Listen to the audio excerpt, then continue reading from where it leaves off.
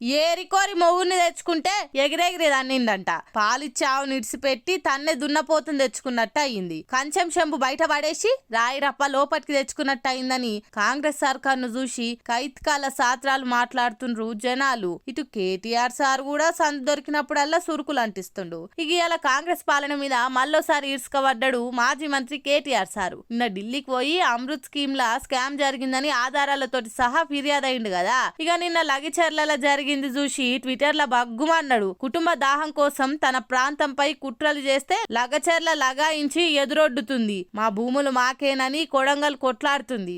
అసలేని పనికిరాని పాగల్ పాలనలా తెలంగాణ ఆగమైతుంది. కుట్రల కుతంత్రపు పాలనలా కట్టలు తెంచుకునే కోపంతోని నా తెలంగాణ గరమైతుంది. అసమర్థత మూర్ఖ ముఖ్యమంత్రి ఏలువడిలా రాష్ట్రం గత కొంతకాలంగా కొనసాగుతున్న అసంతృప్తులివి. ధాన్యం కొనుగోళ్లు, మద్దతు ధర కోసం రోడ్డెక్కిన రైతన్నలు, హైడ్రా దౌర్జన్యాల పట్ల సర్కార్పై జనం తిరుగుబాటు, మూసీల ఇండ్ల కూల్చివేతల మీద దుమ్మెత్తి పోస్తున్న బాధితులు, పెండింగ్ బకాయిలు చెల్లించాలని మాజీ సర్పంచ్ల నిరసన, ఉపాధి దూరం చేసిన అసమర్థత ప్రభుత్వంపై నేతన్నల ధిక్కారం, ఆర్థిక సాయంతోనే ఆదుకోవాలని ఆటో డ్రైవర్ల మహాధర్ణ, గ్రూప్స్ పరీక్షల నిర్వహణ తీరుపై బగ్గుమన్న విద్యార్థి లోకం, ఫార్మా కోసం భూములు లాక్కోవద్దని అన్నదాతల కన్నెర్ర, కులగణల అడుగుతున్న ప్రశ్నలపై అన్ని వర్గాల్లోనూ అసంతృప్తి, గురుకులాల్లో అవస్థల పరిష్కారానికి రోడ్డుపై విద్యార్థుల బైఠాయింపు అనుకుంటా గట్టిగానే అరుచుకున్నాడు. ఎంత అరుచుకుంటే ఏం ఫాయిదుంది, ఇనవడ రానోళ్ల ముంగట శంఖమూదినట్టే ఉన్నది అని నెటిజన్లు కాంగ్రెస్ సర్కారు మీద దుమ్మెత్తి పోస్తుండ్రు.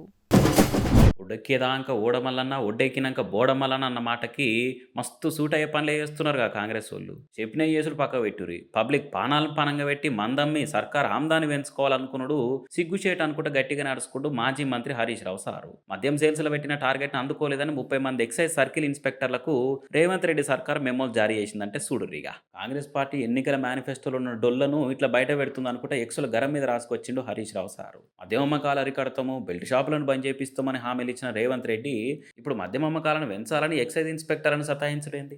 ఎక్సైజ్ ఆఫీసర్లు వాళ్ళ సర్కిల్ అమ్మకాలను 10 నుంచి 20% పెంచాలని గవర్నమెంటే ఒత్తిడి తెచ్చి అట్లా చేయకుండా ట్రాన్స్ఫర్లు చేస్తా అని బెదిరిస్తులు దుర్మార్గము. కాంగ్రెస్ వాళ్ళు మేనిఫెస్టోలో చెప్పిన ఎక్సైజ్ పాలసీకి సవరణ ఇదేనా?